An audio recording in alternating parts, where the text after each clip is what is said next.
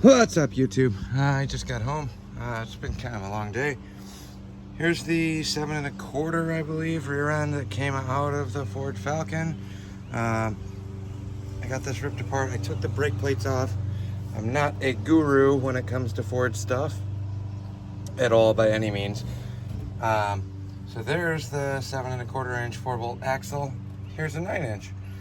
I pulled this off. I pulled the brake plates and stuff off. Don't know if they're actually going to work. If I need to rebuild this set of 9-inch brake plates, that's going to happen too. But 9-inch axle, 7 1/4 axle. The inner diameter is way smaller too. I think it's like 24, 25 spline instead of the 28. But I was over at my buddy's shop kind of blasting that apart because this, I know this is sacrilege, but this is a Chevy 350. Was running and driving a while ago, lost compression. I think, as far as I'm aware, they did a full motor swap on this Suburban. I think it's probably a bad valve or a sunk valve or something along those lines. I'm gonna blast it apart because I like working on motors more than I like working on cars, and figure out what's wrong with it. And doing Ford stuff for the last 4 years, Chevy stuff is dime a dozen, so couldn't say no to a free motor. Do I have space? No. Do I have anywhere to put it? No. Do I have money to fix it? No. But a free 350, and then I haven't posted any of the videos yet, but when I bought this Ford Falcon, I opened it up, and in the trunk was a Chevy T5 Trans. So I don't know, nor do I have anything to put them in, but I got a T5 Trans, I got a 350 motor, and we'll see what happens from there. Who actually knows? I'm definitely kind of a hoarder when it comes to that. I'm not going to let somebody just throw out a good motor. This was a TBI motor, but it doesn't matter to me because I got a million carburetors, and Chevy parts are super cheap and readily available on the internet, used. So we'll play around with that. Other than that, I'm still waiting on the rod bearings for the Falcon motor.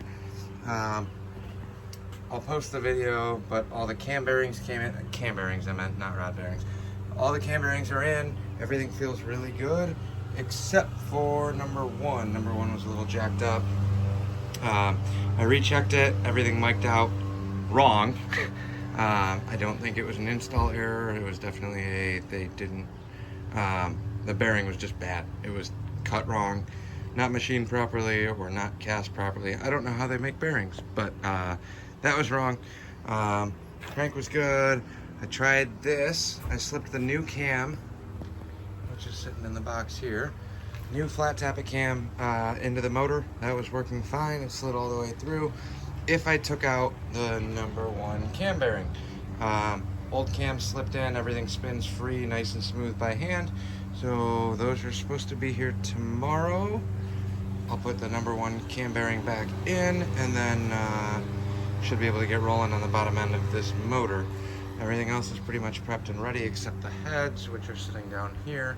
I'm going to do a little bit of porting, and I 100% will need to upgrade the valve springs, which I have sitting in a box right there.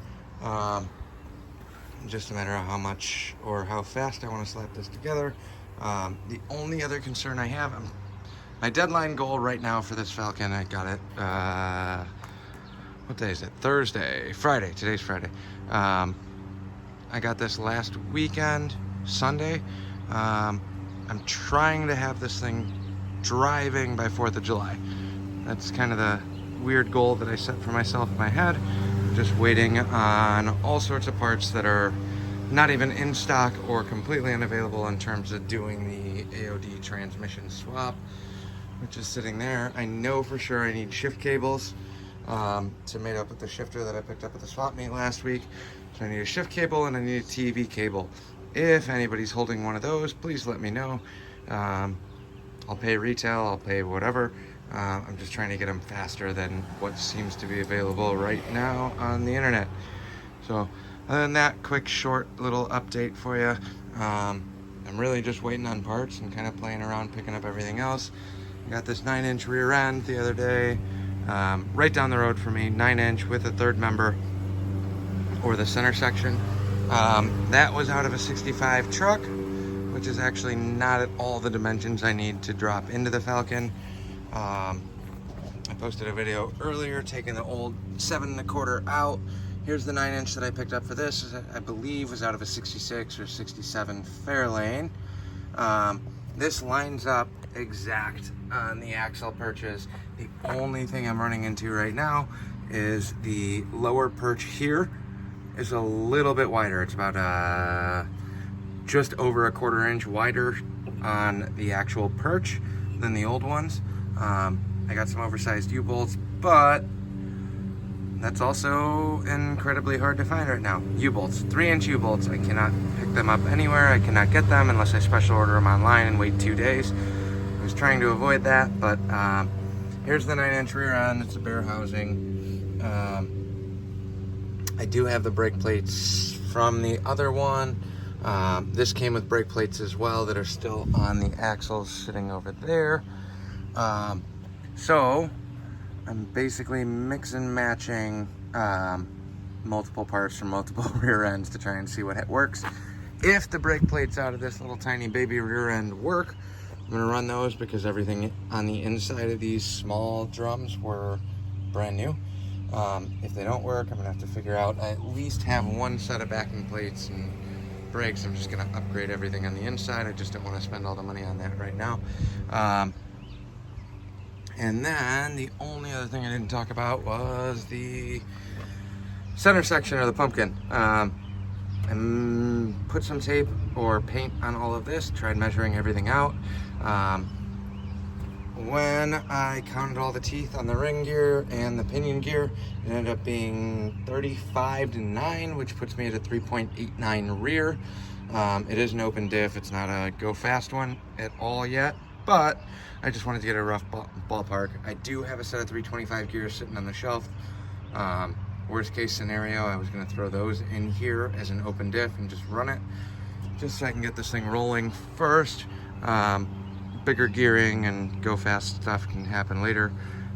But 389 gear set, small car, 389 gear set, small car.